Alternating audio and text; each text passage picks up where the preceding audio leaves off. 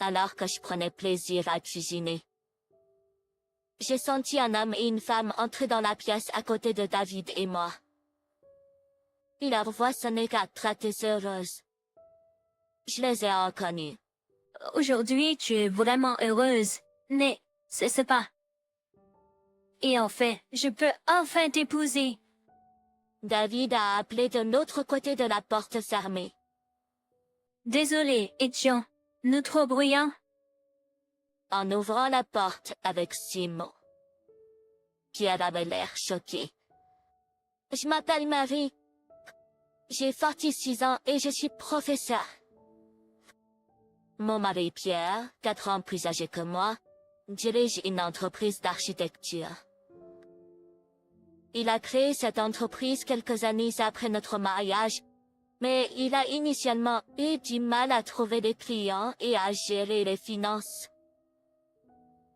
J'étais enseignante jusqu'à ce que nous nous marions, mais après la naissance de notre fils Didier, j'ai changé pour donner des cours particuliers pour un revenu immédiat et plus élevé. Au début, j'ai travaillé en horaire décalé. Mon horaire de travail est devenu inévitablement nocturne, ce qui a entraîné des jours où je peinais à accomplir les tâches ménagères.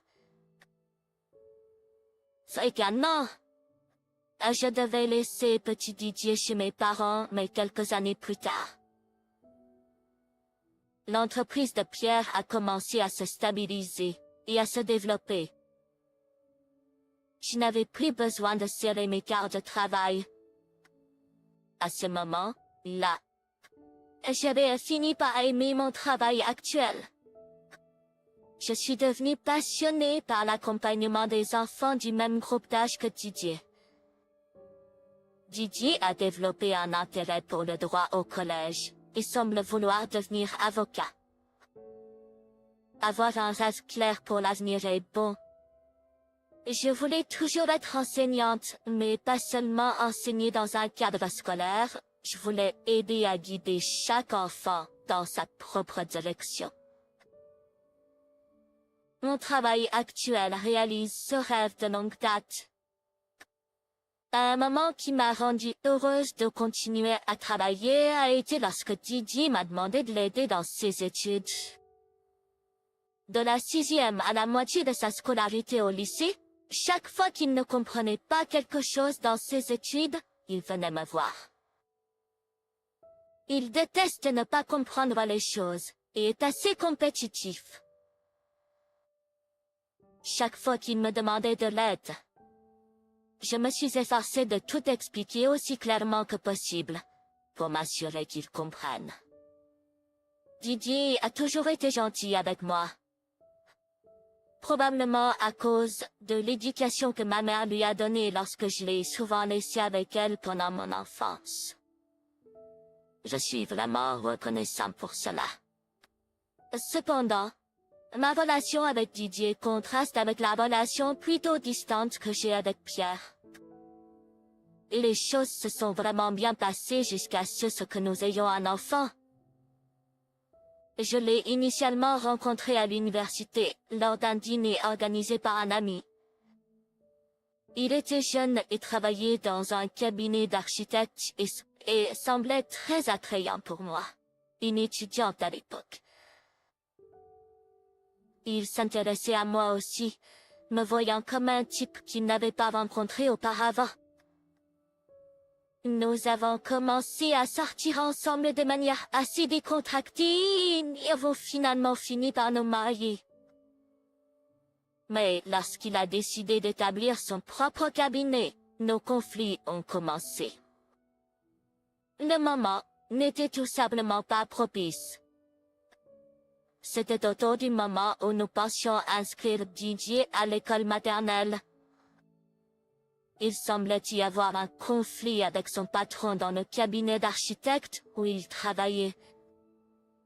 Cela a déclenché sa décision de devenir indépendant. Mais ce n'était pas facile. Lorsque vous êtes employé par quelqu'un d'autre, votre travail consiste simplement à faire ce qui vous est donné. Mais une fois indépendant, vous devez commencer par trouver votre propre travail. Certes, il était probablement un bon architecte. Mais lorsqu'il s'agissait d'affaires, il était un os. Donc pressé. J'ai décidé de trouver un emploi qui pourrait couvrir toutes nos dépenses avec mon salaire. J'ai finalement choisi un centre de tutorat à proximité. Le taux horaire était assez élevé, mais les heures que je pouvais travailler étaient limitées. Lorsque j'ai demandé au propriétaire du centre de tutorat si je pouvais travailler plus d'heures, il m'a présenté à un autre centre de tutorat qu'il connaissait. À partir de ce moment-là, je me suis lancée à corps perdu dans le travail. Les tâches ménagères ont commencé à être négligées. Et je les faisais tout le week-end, ou faisais appel à ma mère pour m'aider. Au fait, je n'ai jamais pensé que Pierre ferait le moindre travail ménager. Je voulais qu'il se concentre sur le lancement de son nouveau cabinet de design. Mais peut-être que mon attitude lui a semblé mesquine. Lorsque je rentrais tard du travail, il disait des choses comme « Laissez Didier tout seul, quelle mère terrible ». Ça fait agir et prononcer qu'il y avalant une bière me blessait, mais je ne répondais jamais vraiment. J'étais trop épuisée pour cela. Finalement, Pierre a cessé de faire de tels commentaires désobligeants, probablement parce que son entreprise commençait à décoller. Il a été de plus en plus occupé et rentrait souvent après minuit. David souvent disait « Ce merveilleux fils à moi, dès le collège, avait appris à cuisiner et préparer des dîners tardifs pour moi. » Ce ragoût chaleureux pendant le dîner était une friandise pour mon corps refroidi. « Ah, délicieux! Vous êtes même meilleur que moi pour les tâches ménagères. » Ce n'était pas seulement la cuisine. Regardant autour de moi, la pièce était propre et bien rangée. Le linge était soigneusement plié. Ouais, je suppose. Mais es-tu bien avec ta vie sociale? C'est ainsi. Il dirigeait toujours la conversation vers ses études.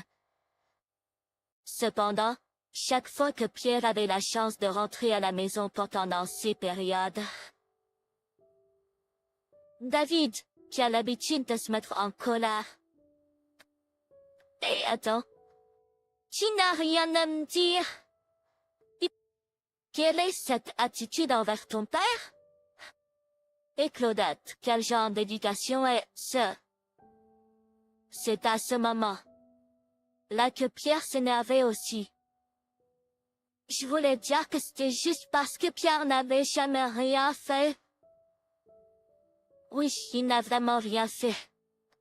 J'ai pris en charge toutes les dépenses de subsistance, y compris la nourriture, le logement et même les frais de scolarité de Didier. Mais semblait être une perte de temps d'argumenter. Il est juste dans sa phase rebelle. Accorde-lui un peu de latitude. Alors je l'ai souvent laissé tomber. Ensuite, Pierre grognait fort, s'asseyait sur le canapé du salon et commençait à boire du whisky directement à la bouteille. Ne pas vouloir voir un Georges irritable. Je m'excuserai dans ma chambre. Disons que j'avais des recherches à faire pour le lendemain. À ce moment-là, nous avions déjà des chambres séparées. Quand les trois de nous étions à la maison, chacun se retirait dans sa chambre.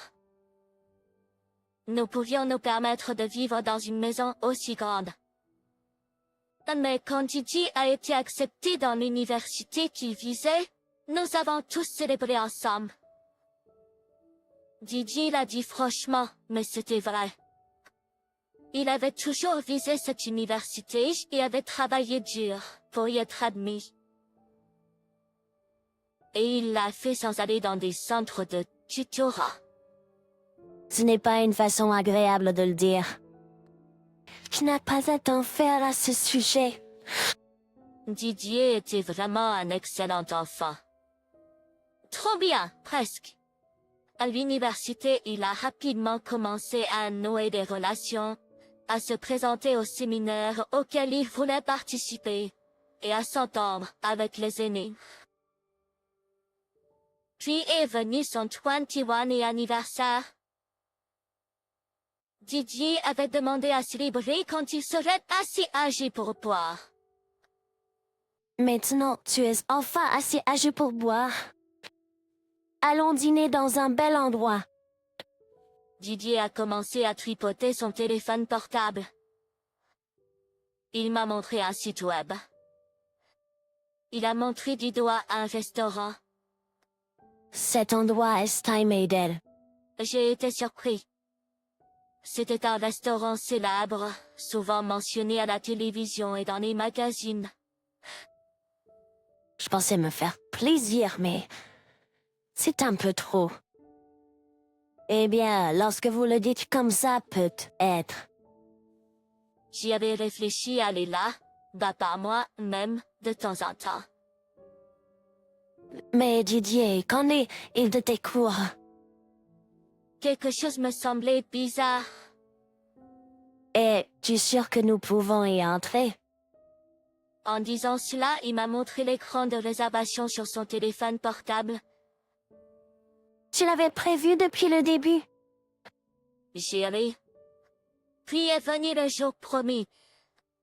Nous nous sommes rencontrés à la sortie de la station de métro un peu tôt pour le déjeuner. J'avais travaillé sans relâche, et je n'étais pas allé dîner dans un restaurant chic depuis un moment, alors j'avais hâte d'y être. Nous sommes arrivés à un endroit dans la cave d'un bâtiment. Il avait une atmosphère calme et recueillie. Notre petite salle privée était située au bout d'un long couloir. Didier a dit, nous n'avons pas seulement apprécié la succession des plats qui sont arrivés, mais aussi le plaisir visuel des repas.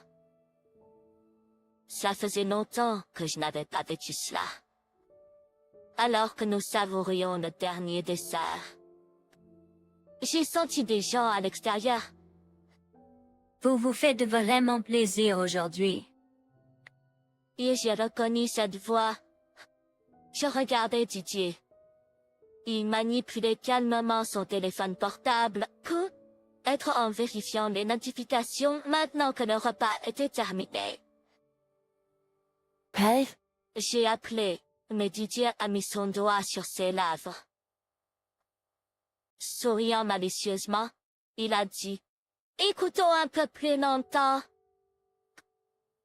Finalement, ils ont dit que les cloisons épaisses bloqueraient les voix de la pièce voisine, mais je suppose que non. J'ai eu un malaise face à la sérénité de Didier, mais j'ai écouté attentivement. c'est agréable de boire l'après-midi net, c'est pas? C'est rare pour toi.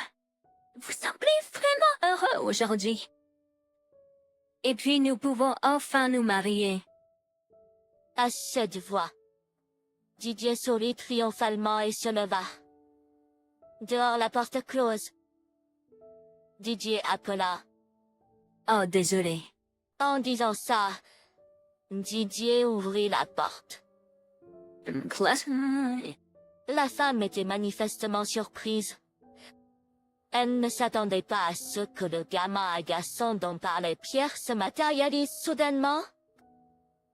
Elle avait mon âge ou un peu plus jeune, une femme normale, ne correspondant pas au stéréotype d'une maîtresse. Et quelque chose à son sujet me semblait familier. Vous n'êtes pas la personne qui est venue pour une sollicitation d'assurance auparavant? Je travaille comme professeure particulière. Oh. Elle semblait tenace ce souvenir. Elle était entrée pour une séance de vente pendant une pause, coïncidant avec un rendez-vous avec un membre du personnel. Dans ce cas, laissez-moi me présenter. Je m'appelle Claudette. J'ai une relation sérieuse avec votre mari depuis longtemps. Votre fils est un adulte maintenant. Alors s'il vous plaît, divorcez-vous. Claudette m'a parlé directement et avec confiance, adaptée à son travail. À ce moment-là, Pierre a ouvert la bouche comme s'il voulait l'arrêter et a attrapé l'épaule de Claudette, mais elle ne semblait pas comprendre la signification de son geste. Elle s'est retournée et s'est approchée de moi. Didier a ensuite sorti son téléphone portable de sa poche. Comme il l'a dit. Didier s'est détourné et a levé la main. Plusieurs figures ont traversé le long couloir et se sont approchées de nous. Oui, oui. Oh, vous êtes toujours au milieu de votre repas. Didier et sa famille se tiennent déjà fini de manger. Non? Alors allons dans votre chambre. Comme Didier l'a dit. Monsieur Tanner, identifié comme le supérieur de Didier, et un homme et une femme me suivant ont également parlé. Ils semblaient être du personnel de l'entreprise d'architecture. Avec cela, ils ont conduit Pierre et sa partie hors de la pièce. Dans notre pièce se trouvait moi-même. Didier, Pierre, Claudette et le supérieur de Didier. Monsieur Tanner, ainsi que les subordonnés de Pierre. Donna et Matt. 7 personnes au total. Monsieur Tanner a ensuite distribué des cartes de visite à chacun de nous, y compris au personnel de l'entreprise d'architecture. J'ai entendu dire de la part de David qu'un cas de divorce pourrait se présenter. Je pensais en profiter pour obtenir un peu de travail. Non, je suis sérieux. Nous allons justement en discuter, non? Avec ça, Didier a rejoué l'enregistrement de la voix joyeuse de Pierre et des paronnets de Claudette plutôt sur son téléphone. Oui. Les mots sont sortis de moi avec une facilité surprenante. J'avais essentiellement renoncé à mon rôle d'épouse de Pierre depuis longtemps, mais je n'avais pas renoncé à mon rôle de mère. C'est pourquoi j'essayais de maintenir la famille unie. Mais maintenant que Didier avait prévu tout ça et que Pierre était d'accord, je ne voyais aucune raison de continuer. Monsieur Tanner, avez-vous un formulaire de demande de divorce? En fait, je ne sais. Monsieur Tanner a dit cela en sortant un papier et un stylo de son sac. Merci. J'ai écrit mon nom dessus. Ensuite, Monsieur Tanner a remis le papier rempli à Pierre. Vous en voulez aussi, n'est-ce pas? Pierre, avec des mains tremblantes, a signé le papier. Allons-y, Zog. Pierre, tu seras libre une fois que tu auras soumis cela, non? Claudette s'est penchée avec impatience. Oui. Eh bien, il y a certaines choses que vous devrez faire. Vous n'aurez plus à payer de pension alimentaire pour Didier. Cependant, Mary a le droit de réclamer une indemnisation aux deux. Quoi? Non, c'est différent. Monsieur Tanner a parlé fermement. Il s'agit de l'infidélité de Pierre et de la violence économique domestique en ne contribuant pas financièrement au foyer. Il a fait jouer leur conversation plus tôt. Claudette a soupiré. Je me demandais quand il avait le temps de vérifier les comptes bancaires. En effet, j'ai payé pour tout. Logement, nourriture, factures. Le loyer de l'endroit plus grand, les courses, les factures d'utilité. Donc, Dans ce sens, tu as été un parasite. Je l'ai dit sans réfléchir. C'est une terrible façon de le dire. Mais c'est vrai, non? Tu as fait ce que tu aimais. Tu as dépensé toutes tes recettes pour cela. Tu as vécu dans l'appartement que j'ai loué, mangé la nourriture que j'ai achetée, la nourriture que j'ai achetée. Tu peux peut-être acheter tes vêtements, mais la lessive est faite à la maison. Comment est-ce que ce n'est pas parasitaire? Je me suis retrouvée à rire aux éclats. Vraiment, pourquoi as-tu maintenu ce mariage? Cela aurait été plus facile et plus paisible de vivre uniquement avec Didier dès le début. Désolé. Et, de dire, je ne m'en étais pas rendu compte.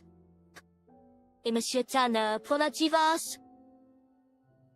Je voudrais demander une indemnisation, non seulement pour l'infidélité, mais aussi pour la violence économique domestique. Laissez-moi m'en occuper. Je les ai regardés, l'homme et la femme que Monsieur Tanner avait amenés. Ils m'ont souri gentiment. Ravi de vous rencontrer. Nous sommes architectes de l'entreprise. Ah, vraiment? Mais ce qui se passe? En fait, nous voulions aussi démissionner et créer notre propre entreprise, mais nous avons des difficultés à régler les choses.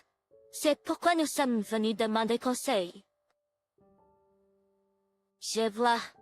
En laissant Pierre et les autres sous le choc, nous sommes partis.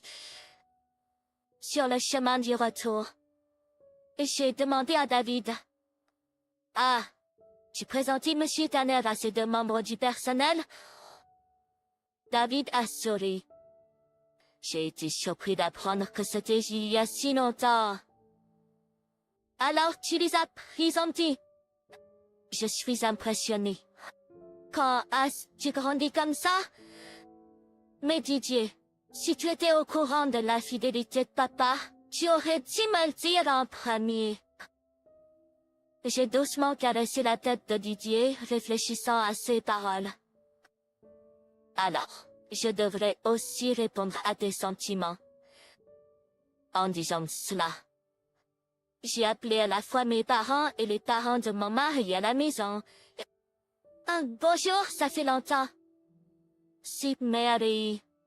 En fait, peu de temps après cela, notre divorce a été officialisé, et Pierre a dû quitter la maison, et cela avait du sens. J'étais celle qui louait la maison, pas lui.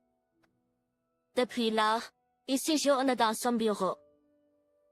De plus, Pierre a subi encore plus de dommages plus tard. Tout d'abord, les deux architectes. Ils étaient la force motrice principale de son bureau actuel, et il ne voulait pas les laisser partir. Mais avec l'intervention d'un avocat, il ne pouvait pas les garder de force. J'étais respectée, mais c'est vraiment décevant. Et en plus de cela, pour faire quelque chose comme ça, nous ne serons plus comme ça. Apparemment, c'est ce qu'ils lui ont dit. Par conséquent, le bureau a perdu la plupart de ses clients et se trouve maintenant dans une situation difficile. De la prospérité au fond du gouffre, il doit maintenant reconstruire désespérément la structure de son bureau. Maintenir le bâtiment de bureau seul est une tâche difficile. Il doit leur verser des indemnités de départ et des dommages et intérêts à moi. Et assurer le bâtiment de bureau en supposant un certain nombre de personnes. Bien sûr, ces dépenses sont élevées. Mais en tant qu'employeur, il doit protéger le personnel restant. Cependant, avec beaucoup de travail précédemment géré par ces deux personnes, il y a peu que Pierre et son autre personnel peuvent y faire.